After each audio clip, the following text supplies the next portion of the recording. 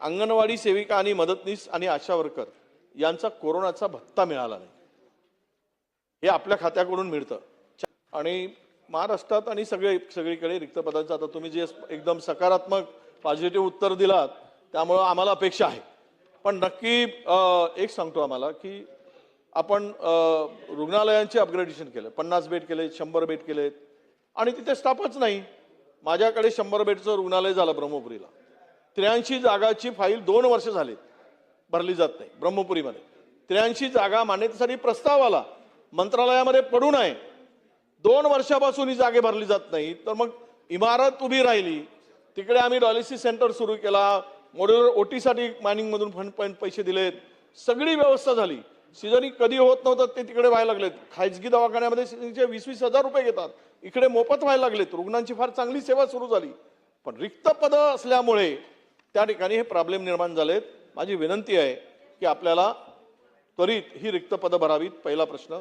दुसरा प्रश्न असा की ज्या ज्या रुग्णालयाला उर्वरित निधीची आवश्यकता आहे, जे अर्धवट कामं आहेत, जे 60% 70% कामं झालीत आणि थोड्या निधीसाठी महाराष्ट्रात ती रुग्णालय थांबलेली आहेत, बांधकाम अपूर्ण राहिलेली आहेत, या सगळ्यांचा एक आढावा घ्या आणि त्या प्रायोरिटी वाईज त्यांना आवश्यक असले तुम्ही याच्यासाठी देऊ नका वाटल्यास सध्या निवासी बांधकामासाठी, पण याच्यासाठी मात्र आपण PSC साठी असेल किंवा ग्रामीण रुग्णालयासाठी हे प्रायोरिटीने पैसे द्या। तिसरा महत्त्वाचा प्रश्न असा आहे अध्यक्ष महोदय आपल्या माध्यमातून की आपण PSCच्या बांधकामाला आपला स्टँडर्ड जो काही हे आहे त्यामध्ये 101,60,00,000 रुपये देत आहे। PSCचं बांधकाम 1,60,00,000 रुपयात होऊ शकत नाही। जिथे मायनिंग आमच्याकडे आहे आम्ही तिथून पैसे घेतो, DPTCतून एवढे काही पैसे मिळू शकत नाहीत, पण ज्या ठिकाणी ही सोयच नाही अशा ठिकाणी 1,60,00,000च्या ठिकाणी किमान 5 कोटी रुपये PSCच्या बांधकामासाठी दिले गेले पाहिजेत। यामध्ये आपण बदल करा, कमी करा, पण तिथे सगळ्या व्यवस्था PSCच्या बांधकामामध्ये PSC मध्ये होतात आणि PSC म्हणजे त्या 40-50 गावामधल्या आरोग्यांचे एक केंद्र असतं ते, त्यामुळे तो एक महत्त्वाचा विषय। आणि 4 वर्षांनी अजूनही आपल्याकडे अंगणवाडी सेविका आणि मदतनीस आणि आशा वर्कर यांचा कोरोनाचा भत्ता मिळाला नाही, हे आपल्या खात्याकडून मिळतं। 4 वर्ष झालेत, आशा वर्करचे मिळाले नाहीत, मदतनीसचे मिळाले नाहीत आणि अंगणवाडी सेविकेचे मिळाले। बिचाऱ्यांनी त्या काळामध्ये प्रचंड मेहनत आणि जीव वेटीस देऊन हातावर घेऊन त्यांनी सगळं ते काम केलेलं आहे। यांचे भत्ते होत असतील तर लवकरात लवकर देण्याची कारवाई करावी। सन्मान्य अध्यक्ष महोदय, सन्मान्य ज्येष्ठ सदस्य विजयभाऊ वडेट्टीवार साहेबांनी 3 ते 4 प्रश्न विचारले। त्यातला पहिला प्रश्न आहे की त्यांच्या मतदारसंघातल्या ब्रह्मपुरीमध्ये बांधकाम पूर्ण झालंय, इमारत तयार आहे, परंतु 2 वर्ष झाली त्याच्यामध्ये आपण सगळ्या मॅनपॉवर न दिल्यामुळे आपल्या सगळ्या कामकाज ठप्प आहे। मी आपल्याला सांगतो की आपल्यासारख्याच महाराष्ट्रातल्या बऱ्याच ठिकाणी सगळ्याच डॉक्टर्स उपलब्ध नाहीत किंवा बांधकाम पूर्ण असलं तरी मॅनपॉवर नसल्यामुळे बऱ्याचशा यंत्रणा ठप्प होत्या। परंतु एका बाजूला आज डॉक्टर्स डे आहे आणि आजच्या डॉक्टर्स डे दिवशी आज आम्ही राज्यात 1400 नवीन डॉक्टरांची ऑर्डर आजच देतोय। म्हणजे आज पहिल्यांदा 1400 डॉक्टरची भरती झालेली आहे की ज्याचा फायदा सगळ्या संपूर्ण आस्थापनेला होतो। त्यामुळे एका बाजूला सगळे नवीन डॉक्टर्स येतील, दुसऱ्या बाजूला पदमान्यतेचा प्रस्ताव बरेच वर्ष पेंडिंग होता ज्याच्यासाठी आपण बोलतोय।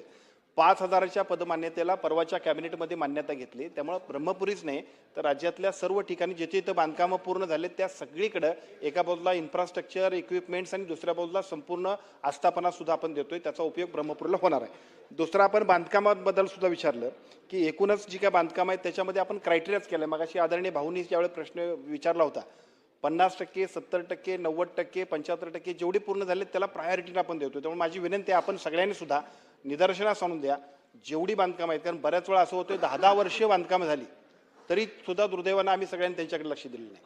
तर आता आपण जो काय प्राधान्यक्रम केला, आपल्याकडे पैसे उपलब्ध आहेत, फक्त आपल्या सगळ्यांनी प्रस्तावाला पाठलाग करा आणि आम्ही सगळेजण त्याला निश्चितपणाने निधी देण्याची जबाबदारी आमची आहे। तिसरं आपण सांगितलं की PSCची बांधकामं जी आहेत त्या PSCच्या बांधकामाला 1,60,00,000 रुपये आपल्या नॉर्म्स प्रमाणे मंजूर आहेत। आता आपल्या सगळ्यांचं कसं होतंय की आपण सगळेजण आमदार असतोय, आपल्या मतदारसंघामध्ये अधिकाधिक चांगल्या पद्धतीची आस्थापना व्हायला पाहिजे म्हणून 1,60,00,000चं काही ठिकाणी तरी 10-10 कोटी रुपयेपर्यंत आपण खर्च करतोय। परंतु आमच्याकडे असणारी मॅनपॉवर आणि यंत्रणा त्याच्यासाठी नॉर्म्स जे आहेत त्याप्रमाणे 1,60,00,000पर्यंतच आम्हा सगळ्यांना सेंट्रल गव्हर्नमेंटच्या मान्यता आहेत। आणि मग त्याच्यामुळं जो सेंट्रल गव्हर्नमेंटच्या गाईडलाईन्स आहेत त्याप्रमाणे आपण या सगळ्या फंड्सची उपलब्ध करतोय.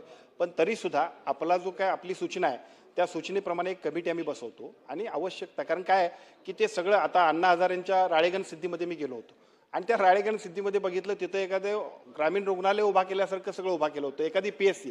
पण उद्या तिथं स्वच्छता करायला माणसं पाहिजेत. आमच्याकडे स्टाफ जो आहे तो तेवढाच आहे. त्यामुळे माझी सगळ्यांना विनंती आहे की आपल्या सगळ्यांची भावना आणि उत्साह असतोय, पण उत्साहाबरोबर प्रॅक्टिकल पण असायला पाहिजे. तरीसुद्धा आपण जी सूचना दिली त्याप्रमाणे एक बैठक बोलवतो, त्याच्यामध्ये अजून निधी वाढवता येत असेल तर वाढवतो.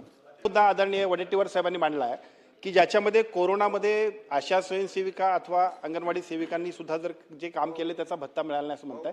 याच्याबद्दलची माहिती उपलब्ध नाही, पण जर असेल सगळ्या कंत्राटी आणि ज्या काही सेवा असतील त्यातले ज्यांचे देयक असतील ती देण्याबद्दल आम्ही टॉप प्रायोरिटी ठेवली, त्यामुळे याच्यावरती सुद्धा तात्काळ निर्णय घेतो. अध्यक्ष महोदय,